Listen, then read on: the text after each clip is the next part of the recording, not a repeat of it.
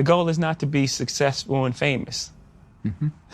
Right. That's not the goal. The goal is, if you have a specific God-given ability, is to live your life out through that.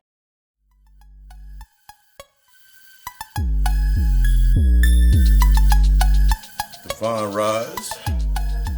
Blessed be to the day. May be everything you require to create everything you desire. We understand that, or we should be coming into that understanding that in order to win the day, we got to understand the night before. That means the things that we've unseen are now coming into that space. They've always been there. It's just time for us to start looking at them. Accepting those hits is no different. Accepting the hits, what's coming into your space. Ooh, shit, let me hit that button. Accepting the hits, what comes into your space is no different. You gonna notice, one thing that I noticed as I get myself finished situated, one thing that I noticed about doing my work, like you remember when you was in school and you did your work and it was always that one person that wasn't doing their work, so they try to keep everybody like paying attention to them, or ooh, everybody look at me type attention type thing. That's kind of what we do when we're going through our work. We need this constant. There's this constant aspect as we're healing these wounds and dealing with these wounds, that we are, as we are opening up and dealing with these wounds. One of the things that I noticed was, just like when I said the other day, you never really had a plan. You just simply had, did you really have plans, or was it just based on a state of reaction? So whenever now you're coming into this space, we really start looking like, did I really have a plan, or was I just used to a certain level of reactions to move me through my day, a certain amount of filler, a certain amount of preservatives to put me in a certain position where I'm like, okay, cool, I'm doing this, this, and this, or just to be able to say something. One thing that I did notice in my work, in my earlier works, was when I really started going internal with my work, when I really started doing the internal work, when I really started really dealing with these aspects, I noticed that what came to the surface was the seats in the space. I was so used to having so many seats filled, but I didn't understand why these seats were filled. I knew I had a lot of seats to be filled. I always had all these seats around me to be filled, all these hats that I had sat on the table, but I didn't understand why exactly were all these seats being set into space. I didn't understand that my wounds, the things that I not deal with, the things that I was not dealing with, was what was creating those seats. I've talked about it before. When you have not dealt with the masculine and the feminine wounds, the masculine wounds and the feminine wounds that are prevalent and present in your life, that means things that your mother did from a knowledge standpoint, those are the masculine wounds, and there's things that your father did, or the lack of your father not being there, those created some feminine wounds. And it just kept crossing and crossing and crossing till they created the catalyst, which is your mind, the little black that created your subconscious thinking. Remember, everything down here is doing something, is doing to that narrative. So when I think about the seats that I created, and now that these seats are coming up open, one of the things that happens when we open up these seats, that means you've dealt with the maternal wound. You've dealt with some of those fraternal figure wounds. You've dealt with some of the wounds that were left back. You're dealing with these wounds. You're doing this work. You leave a space open. And I remember as soon as I did the work, similar to like with that inner child, not understanding that I still had some work to do with my inner child, I wanted to fill that space. When it comes to you doing this work now for yourself, you're not going to be looking for, when you get to a certain point, because you ain't trying to fill that space up. You enjoy having that space. You know that seat is there. You know that seat is present, but you're not pressed to try to fill it. You're not pressed to try to fill it. Old friendships start dying off. Friendships start dying off. Relationships start dying off. So you're not in the same relationship mindset that you were in the first place. So now the conversations are different. You're noticing that you're not talking about, you're noticing that your conversations are more in depth with responsibility to yourself and building, and it's less in the aspects of gossip or trying to just get past a certain point or trying to just fill up your day. This is one of the things in accepting these hits. This is one of the biggest factors in accepting these hits. Don't let the empty space that you are now coming into, those empty spaces that you have now of based on what you are acknowledging and what you worked on, don't allow that empty space to trigger you to try to fill it with something from your past. This Friday, we're going to get into depreciated interest. That's one of the biggest things that we do when we come into our healing work with ourselves is the moment that we clear the space out, the moment that we clear the space, we acknowledge the energy that created that space and we fix the energy within that space. A lot of times we find ourselves trying to bring things from our old self into that space. Like, ooh, you were this to me here, so you're this to me now. You were my sister, my brother, my cousin, my best friend when you were over here. And now I still got this longing and needing for that here. No, that you're not bringing everything that you're trying to bring from every time you try to bring something from the past, it depreciates in value because the rate of currency, that currency rate is changed. They can't come into that currency rate of exchange. You're converting your currency. You're in a different space. Your energy's different. You're moving different. You now have this self-care routine. You got the self-care routine in play. You got the way that you're having conversations in play. You're taking more responsibility. You're owning more of your story. You're more in that LLC mentality, that ownership mentality. And then you can't bring what's not taking ownership into the space where they're not taking ownership yet. Something that you've taken ownership in, and then that natural frequency for us in our place is like, okay, cool. Now that I've dealt with it, I can help others deal with it. The only best way to help others deal with the things that they're dealing with is by becoming the example. What I noticed was when I was getting deeper into my work, what I noticed was that the deeper I got inside of myself, the more I stopped avoiding these aspects. The more I stopped avoiding this is what I am. This is what I am, and this is what I am. You gotta accept me, you gotta love me for me, and all of these things. The more I started realizing that some of the biggest hits that were hitting me, nice little hollow points that were hitting me, was when someone challenged that factor. I started to learn what it meant to ego-based love or lust.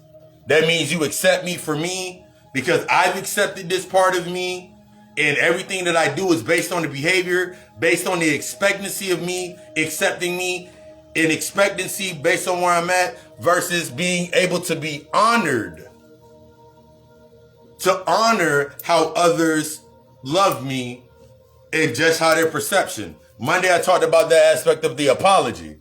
Regardless of the apology, whether their apology was meant to dismiss and deflect the feeling, dismiss a thought, or what it was, rather it was truly an apology that acknowledged the behavior and they were ready to invest into the changes of the behavior primarily for them, and it will reflect into me. I accepted the apology. This is the biggest part of when you're making up these seats and you're accepting these hits.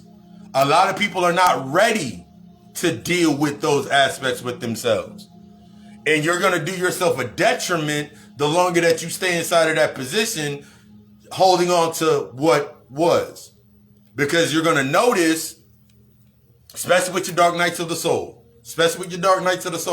and you start to doing your work, you're going to notice that you're going to be trying to hold on, and what you're holding on to is a behavior that no longer serves you a purpose. You're going to start noticing when you're going to notice things when you're doing your work, that the way that you used to approach situations, just in that case of, okay, cool, instead of me dealing with it, we're going to deflect and talk about somebody else, or we're going to talk about, you're going to speak differently. You're going to move differently. A lot of the things that happen in that synonymous rhythm of you healing yourself, and this is why I always say, this is why I'm always going to push.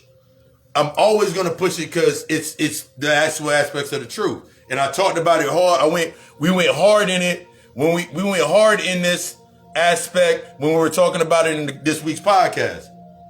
That excuse that you give yourself to, I got to get this in order, that in order, that in order. I got to get the illusion in order before I get myself in order. And then we're getting deeper into those aspects through the lectures and classes. You're understanding that the unseen is what creates your space. So the longer that I'm focused on the experiences or the results of what I've not dealt with, the longer that what I haven't dealt with becomes prevalent. It can take root. It becomes that new behavior. After a while, after that cycle ends, because everything down here is based on that cycle, after that season ends, when you come back to that season, it's time to reap. Guess what you're reaping from? You're reaping from the same thing that you should have learned that life lesson. You trying to remain that superhero in everybody's eyes when in reality it's time for you to become a villain. One of the things that I had to accept was becoming that villain, becoming that monster, becoming that opposite of what everybody expected me to be. And the more that I accepted what I was becoming, when I started accepting what I was becoming and I accepted those hits, during those moments of reflection, I was like, bravo, bravo. Bravo, Lucy, you doing great. Lucy, you making the move. And then outside of myself, I started, because now I'm in this state of flow of acceptance. Instead of me sitting there waiting for somebody to accept, I was no longer based in the acceptance. You got to accept me for me. I was able to accept what they said, how they felt, what they said, what they were saying to me. I was able to accept it. I was able to accept their perception. And I was able to move forward. Some people one of the deepest things when it comes into this, when you're actually learning the love of honoring yourself and understanding that love of honoring yourself is to put yourself in that discomfort so you're actually growing. One of the things that I faced a lot of the time was in my family department. But I wasn't, what I learned about the family department was, like use my mother as an example. You use my mother as an example. What I was longing for from my mother, or what I thought was from my mother, was something that in an aptitude was based on acceptance. I wanted her to tell me something that I already knew. I wanted her to tell me to my face, like, I wanted her to admit to me that every time that you said I was a mistake, I want you to admit that I wasn't a mistake. I want you to admit that. And I held on to that factor. I held on to that. So now every time that I was going into spaces, when I was helping others and giving to others and over-explaining myself, putting myself in that position, it was based on that thought process of that narrative. It was based on not being a mistake. It was based on not being an accident. And at first, it was like, okay, this is great. I love the way this feels. Because I was feeling good every time that I could prove that I wasn't an accident. But remember, the unseen is what creates your space. When you go into a space based on the emotional catalyst, it has to reset itself. That's why the cycle resets itself. That's why when you that's why you in friendships and relationships, they always peak out at the point of why the relationship even started. They always peak out when where the relationship started. And we don't notice these patterns. Like, one of the biggest patterns for me was the intellectual or knowing some shit. So I remember some of the last relationships that fell to the wayside was with, they're still my brothers, but that now they're in a different realm. Grand Rising. They're in a different realm. They're not in the same realm that I'm in. But now that I'm noticing this, instead of holding on to this thought of what I needed them to be, ooh, they were this at this point in time, so now they can be that when they get here. These seats weren't meant for them. But when I look out now, like I look through my Facebook timeline the other day, everyone that was considered one of my brothers that actually took in an aptitude of information from me, they're in a better position. That's my reflection point. I had to let go in order to see that. Because sometimes we want to stay in that position, not realizing that if I help them take the hits, I'm helping them out. But in reality, sometimes you're enabling them. Sometimes you're giving them just the little boost that they need to stay there. It's similar to you going to the gas station with $5 and you used to put $5 in your tank when you was in high school, just to say that you had a car and you could take your car instead of taking the bus to work. That aspect doesn't work here. It's kind of like when you say to yourself that just because I can go to the grocery store and and now I got the money to buy the things that my mom said I couldn't get, or they said I couldn't get, it doesn't mean that you need to be going to go get that shit. There's a reason that you cannot get it. There's a reason why certain things don't pan out the way they're supposed to pan out. It's because they're not meant to go to that next level with you. You have to accept that. Your truth in owning your story, that LLC mentality, is going to change the entire narrative. Everything changes. You got to get out of that good and bad aspect. Everything changes. Everything changes and you create the seats. If that seat's meant to be filled, it will be filled by your next lesson. You don't have to worry about, I gotta fill the seat. You ain't gotta fill the seats no more. You're building the space. And as we're always getting into, whatever you haven't dealt with, that's what's gonna take up them seats first. Whatever aspect, that emotional the grouping of emotional taglines, that mindset, that way you felt, that's what's going to fill up those seats. Every time that you're building up. It's only when you stay stagnant that those seats, you get in this state of comfort. I remember staying comfortable in those seats because I had heavy separation anxiety. By the time I turned 14, I had already lost. By the time I turned 15, and I met my father's side of the family, within that year, I lost over 27 family members due to war. Now, in this period in time, I was already going through a space with myself of finding out who my father was, dealing with what my mother my mother betraying me in all of these aspects. So naturally, I'm in a vulnerable state. In this catalyst, I'm in a vulnerable state. So that anxiety fed on me being in that vulnerable state.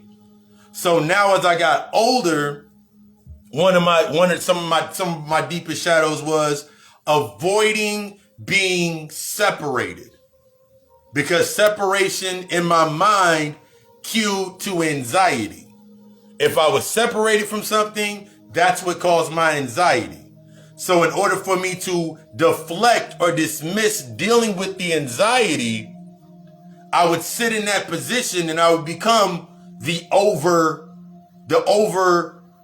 overly needed aspect in that space. I would become overly needed. And I was only can feed from one space. The things that I already seen in the correspondence to deal with. So now when I'm inside of positions, it's like if I felt like if I didn't have money, then I was powerless. I felt like if I didn't have nothing to offer, I was powerless. Why would they want to be around me if I don't have anything to give them? I was still using this same old aspect, trying to keep my seats filled. So naturally, I kept my seats at that table filled with individuals that did not have something that I could give them for this false sense that I take care of the team, I take care of the family. But in reality, these niggas were employed by my emotions. So every time that I dealt with my emotions, using an example, so I have my whole team around me in that space, and we've done this before.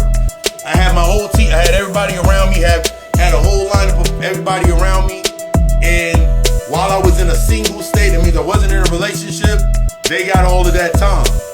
Friends, everybody got all of that time. But the moment that I got into a relationship, one of my things that would happen was now I had to split. Now, since I didn't understand what boundaries were, I was simply compartmentalizing my life. Whenever I got a relationship, my job would suffer. My time would suffer. A lot of other things would suffer because I was now giving all of this energy to this over here because it gave me something more. A lot of times we go into this space and we're not accepting these hits, it's based on you still have that longing and need for something because you have not learned to give it to yourself. Yeah, like goals take a hit. I remember there would be sometimes whenever like I get in a relationship, friendship, the distraction, I would be on this path, like, yeah, I'm moving. And then naturally what would come into my space based on those acceptance wounds. Now I'm sitting in that space with myself. And I'm like, all right, cool. Now I'm gonna start giving this energy to this person. I was dishonoring my thought. I didn't have boundaries. So I didn't know what a boundary was. And one of the things that you have to realize, I didn't know what a boundary was. So I accepted when someone said, so the clingy factor and a lot of these factors for failure to charge myself, I allow others to do the same to me. And then when I went through my moods, when I went through my dip, now my energy goes through a reset. Now I start separating and I'm not understanding this pattern. I don't know what I'm separating away from. And then it will always be the same exact thing. They don't know how to love me. They don't love me for me. I told them about myself. I was vulnerable with them. And I was like, wait, I wasn't really being vulnerable with them. I was using emotional taglines to bring them into my space.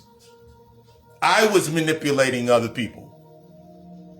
I feel like I'm being used because I initiated in that space to manipulate. I was using manipulation. I had to accept that I was that monster. I was the one doing the manipulating. They were just following suit. And then later on down the line, when it came time when I wanted to actually be the good kid, the good boy, the good guy, then I was in a space where the shit would switch because I was still in that energy. I was still in that cycle. You create the seat. You create that seat that's beside you. If you have knowledge, if you are unknowing that you're manipulating others, then you create a seat that nurtures manipulation. Anything that goes into this aspect of manipulation is usually based in an isolation process. We don't get deep into that on Friday, but I'm going to break it down a little bit now. It creates an isolation process. And I really had to understand that with myself. It creates an isolation process. That means you don't want nobody around them. And you're like, no, you're my friend and you're this. And you start sounding just like you did when you start sounding just like you was when you was in kindergarten with your toys and everything. And then it spreads out because now you're still in that isolation process. Isolation that simply means to keep within that bound. So now you want everybody to see what you see in everybody else. Because you don't know how to read energy. They don't understand how to explain energy in that space. So now everybody in that space, I just don't fuck with them niggas. Why? Because they expose something about you? This is that growing process as you creating these new seats. We get so used to having the floor seats in that example. We got so used to having the floor seats. Everybody was around us and everybody was shooting at us with us in the gym and everybody was around us to have what we were having. But the moment that it's not there and that anxiety kicks in, and it's time for you to sit with yourself, you want to deflect from it. Nah, I don't want to sit with myself. I need to put something in that space. I got to keep this charge going on. I got to keep the party going on. That's when you look at them niggas and them old heads that is like damn near in they damn near in their 70s and they still hanging around the club.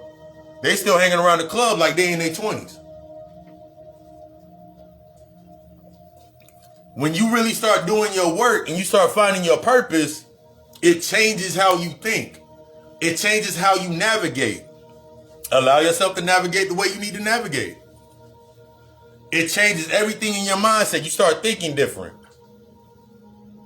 The way that and then this is how it naturally, from the internal, now it goes external.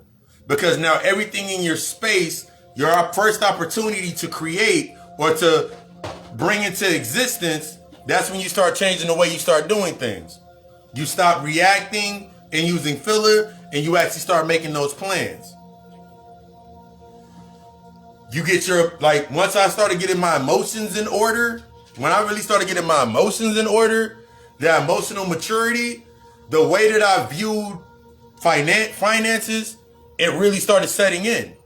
A lot of the lessons that I learned previously, but I wasn't able to apply because I wasn't ready for it.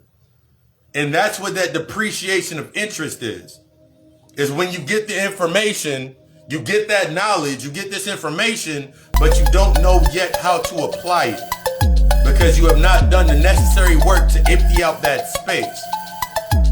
You think it just lays on the cutting room floor, but it's sitting there waiting like, I wish this motherfucker would use this shit. You sitting there, it's like, imagine yourself having an assistant. Now that you've unlocked your ego, you've unlocked your subconscious, you've unlocked your avatars, and imagine you having a bunch of assistants around you, and they have all the new information in their hands, and you keep trying to tell them to go get yourself some of the old shit that you used to deal with. That's kind of like the visualization of what you do when you're inside of that process. Now you got all these new seats, and now you don't have to fill those seats. When I learned what the truest aspects to myself were in that internal work, I realized that I didn't have to fill the seat. I didn't have to go look for the perfect job. I didn't have to go look for the perfect relationship, because perfection simply means death. I didn't have to go look for those aspects. The things that I needed to fill that seat came to me. The things that needed to be in those seats came to me. The lessons and I was like, okay, cool, ready to learn a lesson.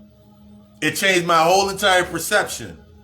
It took me out of that possessive mindset. That just because I can do this, this, and this, now I can take that ownership. It took me out of that possessive mindset. I really started looking like, okay, I'm creating space. I have a plan.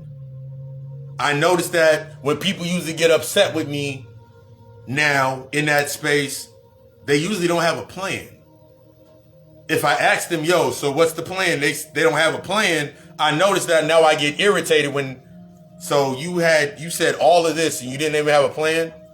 I just want people, and then they'll say it, you never even realize it. They said it and never even realized it. I just wanted to see you pay attention. I just wanted to see who's going to give me some attention. You don't even realize that they said it. I just wanted to see if you were going to give me some attention. I didn't really have a plan. I really didn't need anything. I just wanted to see if you were going to give me some attention. They're still feeding on the old aspects of it. They're still feeding from the old behavioral aspect of you, that old vision of you. They're still trying to use that old aspect. And then they're showing you, and we don't get deep into this on Friday, they're showing you how you created that relationship with them, that bond with them. That bond was based on irritation of something outside of you, and you deflected it and came into that space with them. That's how that trauma bond came together. So now that you're no longer now that you're no longer in that space, the original reason comes up. So now they sitting there, they irritate the shit out of you. They've always irritated. You built that space based on being irritated. But now that you dealt with the things, your internal conflicts of irritations and those issues with yourself, now you see them exactly as they are. They were the conduit or the deflection piece that you had in your life based on irritation. Because now you got that good job going on and you making your money. Now you got that good relationship going on and it's helping you grow. And now the external doesn't match the internal. Now that you finding that peace with yourself. So now you're seeing the conflict outside of you and what it meant. You're seeing how you put yourself into that space. It's time to accept the hits. You're going to make a lot of people mad with your healing. You're going to make a lot of people mad with you doing your work. People going to think that people think everything, I've said it before, people think that I'm a devil worshiper. Motherfuckers think that I'm stuck up. Motherfuckers think that I'm antisocial. I'm like, no, my energy just don't like you. I can't make my energy like you. I'm not doing that anymore. I'm not going to lower my frequency just to make my energy like you. There's a reason. 9 times out of 10 when I go into a space, I'm quiet as hell when I first go in there. I'm reading the damn space. If my energy don't agree with it, then the next time it comes up, yeah, I'm not going. Nah.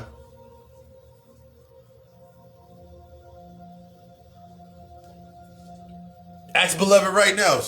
So no, I'm not going. What? You know why. Yeah, I know why. All right, I'll be back. Going. And I'm okay with that. That's what you're coming into. You're not doing this you build it and they will come. You build it and they will come. The more you get better at building your space and setting that energy up, building that foundation of truth, because you got to remember, we came to this point through all of our traumas, through all of these events that happened to us, and all these things that we went through, and that's how we built our original space. That's how you built up to this space and point. And that shit compacted, pressed, look like pressed. Your old foundation, that's exactly what our old foundations is like when you go to IKEA and you get that pressed particle board and now your weight has changed. And now you can't use that. That's what it's like. Your old foundation, that when we start doing this work, you really start looking, it looked valuable, it looked real great, but it was basically like pressed particle board from Walmart. It served the purpose at a point in time. But now you need that authenticity. Now you need that real wood. Now you need that real wood. Now you need that real glass. You're no longer accepting. So you like, you know what? My energy's more expensive. What you're noticing in your taste, that bouginess to yourself, and it's teaching you to be humble is, if I don't have 100, then I don't have 2. I don't have 100 until I have 2. That means in that same aspect, use that double up pattern from my Harlem upbringings. I don't have 100 till I have 2. So now I don't have time unless I don't have time to do the things that I used to do, because I have to maximize my investment. Until I have what is needed to invest and then my contingency of my energy in order, I ain't got time to do that anymore. That's a distraction. I'm able to look, oh, that's a distraction. I can't do that no more. That shit took 6 hours out of my day. Walked all the way over. I was all the way over there for supposed to be 15 minutes. It took me 45 minutes to get there. And the whole entire time I'm thinking that I'm hungry. So now since I'm in that space and I'm feeling that hunger, guess what I'm gonna feed my energy with? Whatever's available inside of the space. That's how a lot of us get into that overeating process.